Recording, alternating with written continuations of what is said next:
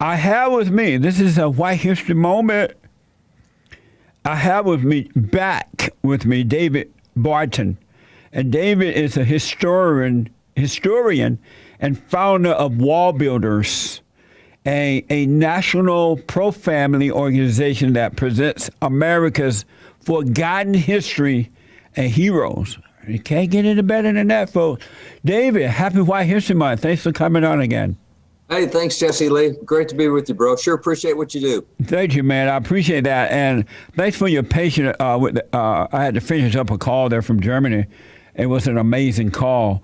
It was a great call. And so, David, when you hear that we're celebrating White History Month, the third year, what goes through your mind?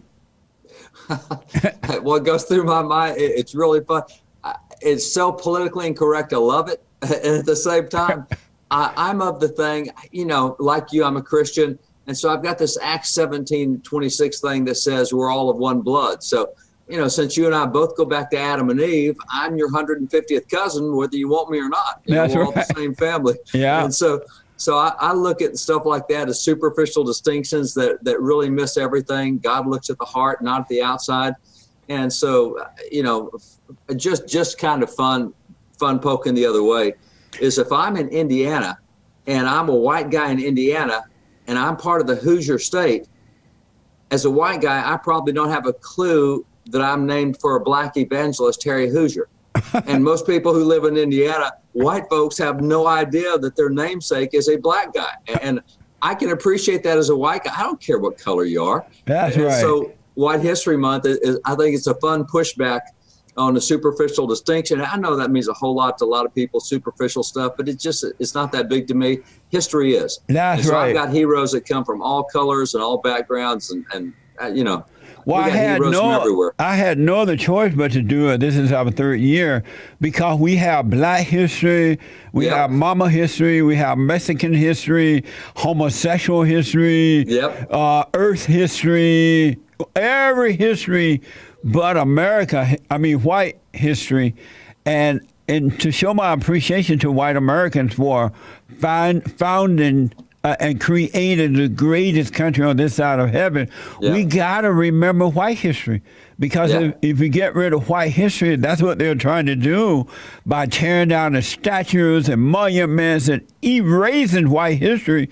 We should do that. We're not going to have anything left. It would be over with for America. Yeah, it would be over with. And it's interesting, even the statues, I've been so intrigued because as I look at the memes that are out there and the mainstream media kind of stuff, and even if I go online, I looked for a list of all the memorials that have been defaced and the monuments that have been torn down. And the top two that appear on the search that I did, Google search, they show nothing but Confederate monuments. And I'm going, no, time out. What are you going to do with all those others? What are you going to do with Caesar Rodney? What are you going to do? And I just have a list of all these monuments that have been torn down, and it is so anti-American history in general. And basically, if they are white, they're coming down. Ulysses S. Grant, oh my gosh, anti-racist in the biggest way, but he comes down. Francis Scott Key, we're told, came down because of the Star-Spangled Banner. My gosh, there's a white guy who actually won freedoms for hundreds of slaves. He much that the newspaper called him the N-word lawyer. I mean, that was the name he had. And somehow because he wrote the Star-Spangled Banner, he's a racist. I mean, we don't have a clue what our history is, whether it's white, black, or anything else. I mean, we largely know nothing about who we are as a people. They're even Christopher Columbus. They want to get rid of the holiday. They want to call it something dumb like June 10th or something with no meaning. Yeah. What do you feel about that? They're trying to get rid of Christopher Columbus and give it a false name, some dumb stuff called June 10th, which means nothing. Yeah, Juneteenth was, it's a significant day for Texas. It kind of spread across the nation. It was a little late. You finally get word of the Emancipation Proclamation 2 years after it happened. I mean, that could be a big day for Texas slaves, but it's not a national holiday. But when you go back to Columbus, the premise is we're taking Columbus statues down because he's into genocide, he's into racism and enslavement. And here's the question I've got is, all right, excuse me, there's there are 600 Columbus statues. And so over the last 500 years, excuse me, Jesse. No problem. I go through the same thing, man. No problem. That's a weird one. There are 600 Columbus statues, and over the last several hundred years, are we going to assume that every generation before this generation celebrated genocide and racism and slavery, or is there more to the story than what we hear today? And there certainly is more, because when you look at his I just did this in churches this weekend because the statues are coming down. I just stood in front of the church and went through pictures of all the statues and told stories about why they were there. Good. Most people have no clue why these guys had a statue in the first place. Yeah. But with Columbus, his first trip to the New World, he encounters the Taino Indians, and the Tainos are really cool. He loves them. He says these are the kindest, gentlest people. He advocates for their citizenship and full rights. And then they tell him about a second tribe known as the cannibals, from which we get the word cannibals. And they say, hey, you like us? Watch out. These guys will eat you. And Columbus basically says, look, this is 1492. We're so civilized, nobody eats anybody in 1492. Yeah. And he leaves to go home on the second voyage. He leaves to go home and get ships to come back on the second voyage. And while he's gone, the cannibals kill and eat his men. And so when he gets back, he finds that his friends, the Tainos, he finds one cannibal village where the 50 huts of women are there. And he finds these Taino women, and it's like, what are you doing here? And it's, well, we're sex slaves for the cannibals. When we produce children, they eat the infants there at that point, and we're the food farm for them. And so Columbus goes and essentially attacks and wipes out the cannibals. And for that, we're saying he's into genocide. He saved other native tribes across the Caribbean from being eaten, who had been eaten by the cannibals. And today we don't even know that story. Now, if you want to say, I never heard that. No, see, that's the thing. We never hear that, or you don't hear of his third voyage or his fourth voyage. And we're told that he wanted gold. Well, he writes that I want gold to liberate Jerusalem, because Jerusalem's been taken by the Muslims in the Crusades. And by the way, in textbooks today, we hear about the 13 to 17 battles that the Christians fought in the Crusades. We do not hear about the 548 that the Muslims fought. And so Columbus said, I've talked to the theologians, and they all say Jesus is going to be back in 155 years. And I don't know why they said that, but 155 years. And Columbus said, look, I want the Holy Land back in the hands of Christians and Jews when Jesus returns. And so any gold that comes out of my voyages, I want it to go to liberate the Holy Land and get it out from the Muslim conquerors. You know, we don't hear that today either. Yeah, we don't even know there's Muslim crusades. There were Muslim crusades. We don't hear that. We hear Christian crusades, not Muslim crusades. And we know so little about our own history. It's amazing what's happening. And speaking of that, students in our college and public schools have been so misinformed about America and the history of this amazing country that it is mind-blowing to me. So now they're kind of shut down due to the Chinese virus, and there's a discussion about reopening them. I have to honestly tell you, I hope that they don't reopen the public schools, because look at how the young white kids and those blacks have gone to college. They're so brainwashed. They're out there destroying their own history, their own country, because of the brainwashing. I don't want that to continue. So I think God is doing us a favor by shutting down the schools. Well, we've seen the numbers that up to 40% of parents are looking at homeschooling their kids this year. And part of that's COVID, but part of it, they just figured out how bad the schools were. They had the kids home, figured out, you know, my kids, I didn't know they were getting taught this stuff. And homeschooling's not as hard as I thought it was. It's not as intimidating. And so we're seeing a change there. And it is crazy. You know, one of the things we're in right now, we're in the middle of a teachers conference. We have teachers come from across the nation. And behind me, Jesse Lee, we're sitting in the middle of a collection of more than 100,000 documents that predate 1812. And then I'm sitting in the World War II section, this flag over my shoulder. That's the third flag in from D-Day. We have all this World War II stuff and education stuff. So we get these history teachers in and let them actually see the documents and handle the stuff. And it is so different. And one of the things that we show them is that in the 1920s, when progressives took education, they changed the pedagogy to where that we no longer teach students how to think. We teach them only to learn, which means indoctrination. Yeah. We used to teach them how to think, and they can't think anymore. And so it's like the 75% of college kids who support socialism. You can ask 3 questions and get them off of socialism. because they've never thought about the things you ask. Yes. And so they've just been told socialism's great. They've never been taught to think or ask questions. And that's the problem we have with education right now, public education.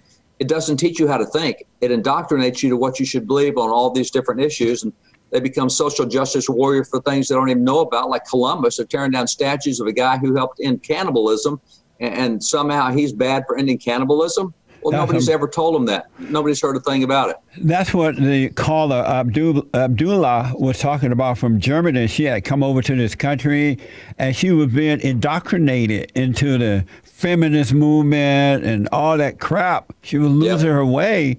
Her parents realized it and brought her back home, back over to her country there, and now she is awake and realized how crazy it was, the things that was happening to her, because she was not thinking for herself. Now she's thinking for herself, and she see what they had done to her in the educational system here. I love the flash behind you, by the way. I wanted to ask you, do you think that the Confederate statues and flags should come down? You know, here's where I am. I am a huge fan of you teach truth, period. And that means the good, the bad, and the ugly. You teach all of it.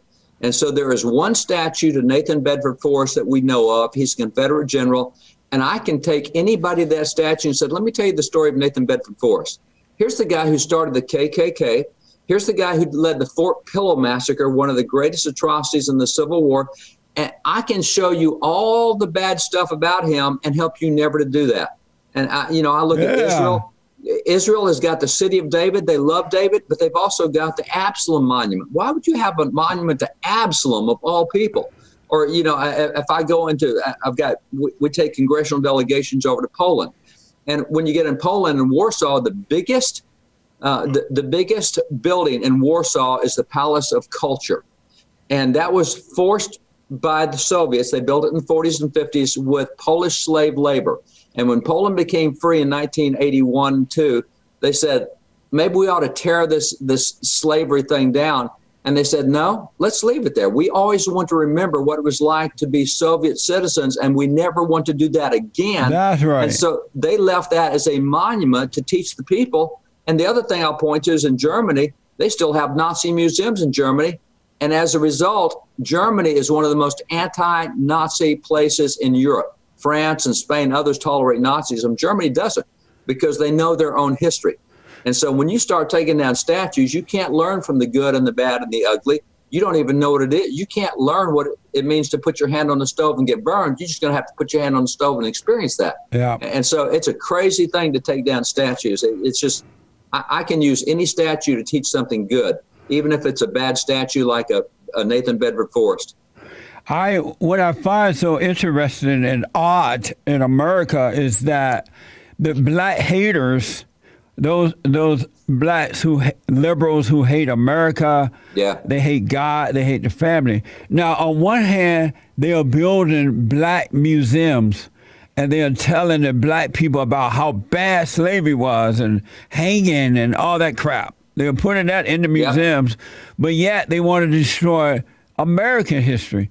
They want to get rid of American statues and American flag, but put up this other history that they believe in. Why not have both? If they want to have and a lot of stuff they're lying about anyway, but if they want to have their little museums and their little black history, go have it, but don't destroy white American history. It doesn't make sense. Well, the problem they've got is even with black history, they don't tell the truth. They don't show the good, the bad, and the ugly. Yeah. I mean, Carter Woodson, who's responsible he's called the father of black history, he documented that in 1830, 43% of free blacks in South Carolina owned black slaves. Yes. As did 40% of blacks in Louisiana. So if you're going to talk about slavery, let's talk about that. And by the way, while we're at it, let's point out that while 8% of Americans own slaves, 12% of Native American tribes, the 5 major tribes, 12% owned black slaves. They were the highest black owning group in America. You hear nothing about Native Americans owning black slaves or blacks owning black slaves, or that in the 16th century there were more white slaves than there were black slaves. I mean, if you want to tell the story of slavery, tell it, but tell all of it. Don't pick and choose. and make a political agenda out of it. You just tell the truth. And slavery is a human problem. It's not just a black-white problem. Now, it was in America largely, but it's still a human problem. And they don't want to tell the whole truth because they want to deceive in order to divide and conquer and control. That's why they won't tell the whole truth. That's right. It's agenda driven. If you have a love for the truth, then you're going to tell all of it. But if it's agenda driven, you're going to pick and choose. Absolutely, man. So, David, what is the WallBuilder? Why name it the WallBuilder for the folks who don't know? It's really interesting. Today, everybody thinks that we're building the wall on the southern border for Trump, and that's not. It goes back to the Bible book of Nehemiah, where that the great things of the nation had been torn down, and Nehemiah said, "Come, let's rebuild the walls." And so for us, we looked at our religious heritage, our moral heritage, our constitutional heritage, and said, "Man, we're not teaching that anymore. Let's rebuild." And we like the book of Nehemiah because it's the largest grassroots effort in the Bible. None of them thought they could rebuild that wall, and 52 days later it's up because everybody did something. And so that's the message we like, is everybody can do something to make a difference in the nation. You can restore, you can rebuild, you can mentor just one person or whatever it is. And so that's the Bible book of Nehemiah, WallBuilders. That's where we get the name. Amazing. You know, I was thinking about this terrorist attack upon America now. What's happening now is really a terrorist attack. And what blows my mind about it is that Black Lives Matter is an organization that was founded by some fat black radical lesbians. Yep. And these lesbians hate God. They hate the nuclear family. They hate unborn children. They hate anything that's good. And they admit to be Marxist. And yet you have American lawmakers and others who are allowing them to destroy America during this terrorist attack. They admit that they are Marxist. And there are white men and women going around approving these people, donating to them, wiping and kissing the feet of these people. What do you think about all that? You know, and I've got to emphasize, I want to affirm what you just said, Jesse, because Marxism is the deal. This is not about Black Lives Matter. Right. If it was, they would only be tearing down Confederate statues if that's all that mattered. But when you're tearing down statues of the Mass 54th, when you're tearing down statues of Ulysses S. Grant, when you're tearing down the statues of the founders of the University of Oregon because they're pioneers, when you're tearing down Frederick Douglass statues, when you're tearing down Louis XVI statues and Louis IX statues, and when you're tearing down the Lincoln Emancipation statue, when you're tearing down Teddy Roosevelt, that's not about racism. That's about hating America and trying to destroy the institution. And so this, when you get off those lists of just the Confederate monuments and you look at all the other monuments coming down, it becomes really clear this is not about Black Lives Matter. This is about destroying America. And that's a whole different agenda. And most people don't know that, and they've been shamed into thinking they have to do something with Black Lives Matter, otherwise they'll be racist, which, you know, it's reverse racism in the other direction, is you're using race to perpetrate something that has nothing to do with race. And that's not to say that injustices don't exist, because they do.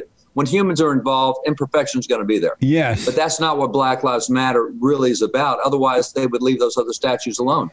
Why are the white men, not all, but why are the white men kissing the feet of the blacks and allowing white men and women, boys and girls, to be attacked and knocked out and robbed and raped and murdered? And why are the white men allowing this to happen? You know, Jesse Lee, I'm not sure there's a good answer to that. I can give some speculation. I will say one thing about it that strikes me, and I learned this from a good black brother of mine. He said, you know, whites are the only group in America that do not think as a group. Everybody else works on behalf of their group. So Hispanics, you know, if one Hispanic gets hurt, all Hispanics will rise up. If a white guy gets shot or killed, you know, we just kind of shake our head and move on. But we don't think in terms of unity of that race. And so because of that, the white guys in America get shamed into stuff. You should be feeling what everyone else is feeling. Here's what Asians do, and here's what blacks do, and here's what Hispanics do. And he pointed out, you white guys, the only guys that don't really get involved in standing up for race per se. Now, surely there was, Confederate stuff. We're not going there, but talking about today. Yeah. But the thing that really disturbs me is seeing so many white evangelical pastors jump on the bandwagon of Black Lives Matter to show compassion. We go, no. If you're an evangelical pastor, you know that color means nothing to God. He's not impressed. And this thing about tearing down all the statues of Jesus. And by the way, man, they're taking down now the statue of George Whitefield, and they're taking down statues of all these prominent ministers throughout history. And so you've got to see this as really an attack on faith. It's certainly an attack on the nuclear family, as you point out, the founders.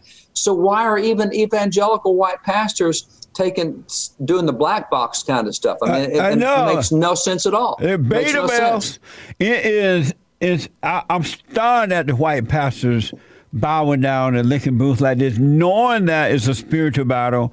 It has nothing to do with color. That's right. And if they have been truly called by God, this is the time for them to really rise up and show the power of God within.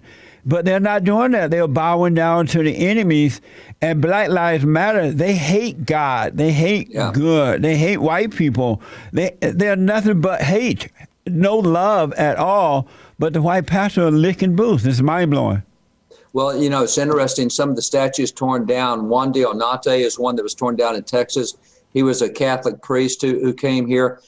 You have 2 statues torn down in California of Junipero Serra, Catholic priest who was the founder of California. And it's interesting that on Juan de Onate, Black Lives painted, "Your God is not our God." And I thought that's interesting. Yeah. The Christian God, Catholics came here to propagate the gospel of Jesus.